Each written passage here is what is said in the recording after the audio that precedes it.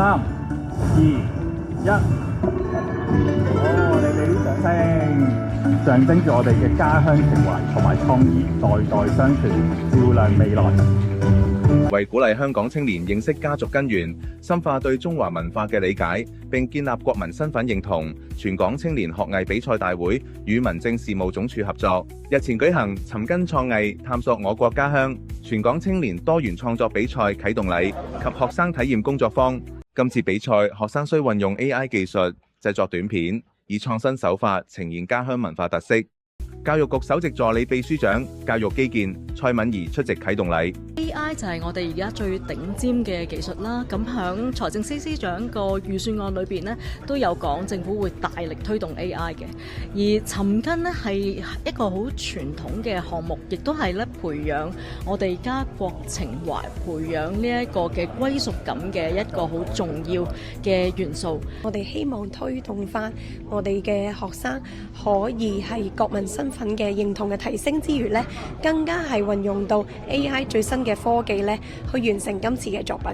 我哋希望呢個愛國啦、愛港啦，同埋家庭和諧啦。咁我覺得透過呢個比賽咧，了解佢祖父母嘅成長啦，佢嘅家鄉嘅所有嘅事啊、人啦、物啦，甚至美食啊、一啲風土人情啊等等。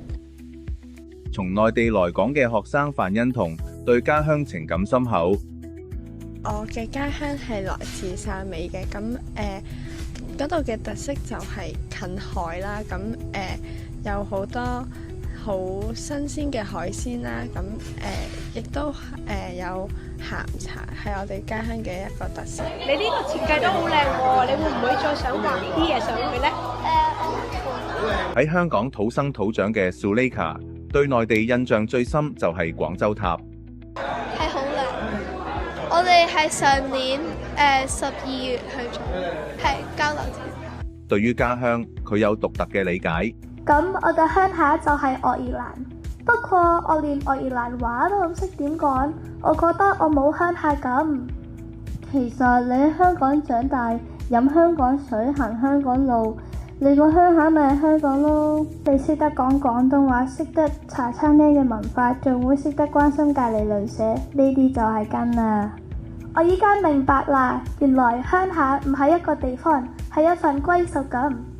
比賽將於6月30號截止，有興趣就掃描 QR Code 參加啦。